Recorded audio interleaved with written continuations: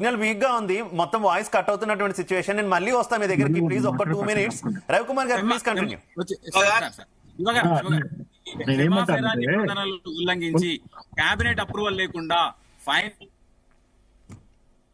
నేనేమంటానంటే ఈ యొక్క కేటీఆర్ అంశాన్ని మనము పలు రకాలుగా చూడాలా. ఏంటి అది అంటే, ఒకటి వచ్చేసి ఇదొక రాజకీయ అంశంగా చూడాలి.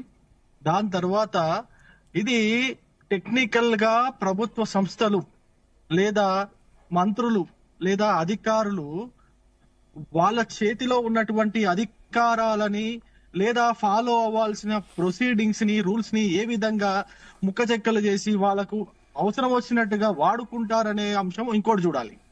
ఈ రెండింటి తర్వాత మూడో అంశంగా ఏ విధంగా చూడాలి అంటే, మనకు మన సంస్థల ద్వారా విదేశీ పెట్టుబడుల కోసం మనం ఏదైతే తీసుకొని వస్తున్నామో, పెట్టుబడులు వస్తున్నాయి, తీసుకొస్తున్నాం, ఇంత పెట్టుబడి వచ్చింది, అంత పెట్టుబడి వచ్చిందని చెప్తున్నారో, ఆ అంశాన్ని కూడా మనము మూడో అంశంగా చూడాలా.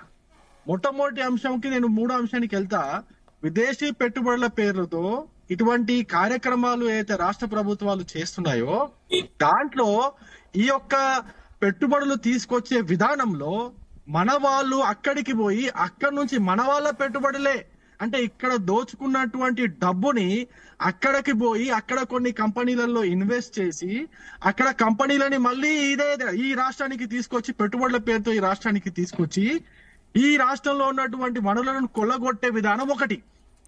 ఇది మనము చాలా స్పష్టంగా అర్థం చేసుకోవాల్సిన విషయం, రాష్ట్ర ప్రజలందరూ కూడా అర్థం చేసుకోవాల్సిన విషయము.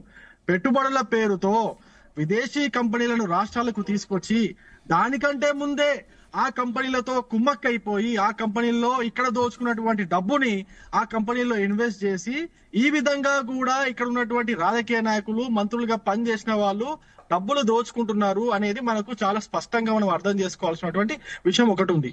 దీంట్లో రెండో అంశం ఏంటంటే, ఈ విధంగా ఆఫీసర్లు, ప్రభుత్వ అధికారులు కావచ్చు, మంత్రులు కావచ్చు, ఈ విధంగా డబ్బుని వాళ్ళ యొక్క కావలసిన కంపెనీల ద్వారా ఈవెంట్లు చేయించో లేకపోతే ఇంకో రకమైన పెట్టుబడులు పెట్టించో డబ్బులు వాళ్ళకు సునాయాసంగా వాళ్ళకి అందేటట్టు ఎటువంటి రూల్స్ ని ఫాలో అవ్వకుండా, ఫాలో అవ్వాల్సిన రూల్స్ చాలా ఉన్నాయి.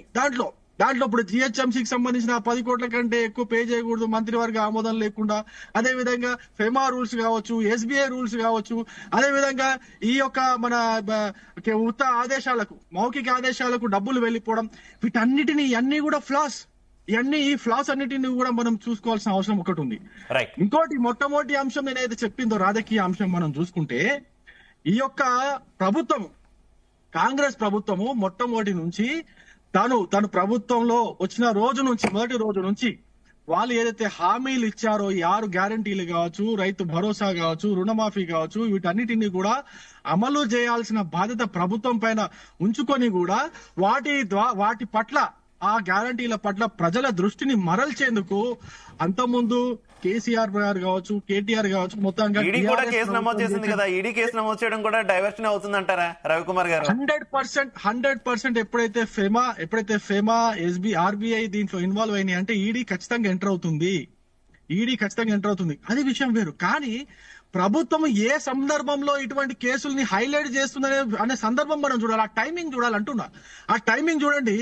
ఇప్పుడు వాళ్ళు డిసెంబర్ 28 తారీఖల్లా ఉప ముఖ్యమంత్రి గారు ఏదో 12,000 రూపాయలు ఏదో ప్రతి ఒక్కరి అకౌంట్ లో వేస్తామని చెప్పినటువంటి సందర్భము, అదే విధంగా రైతు భరోసా 12,000 రూపాయలు ఇస్తామని చెప్పినటువంటి సందర్భము.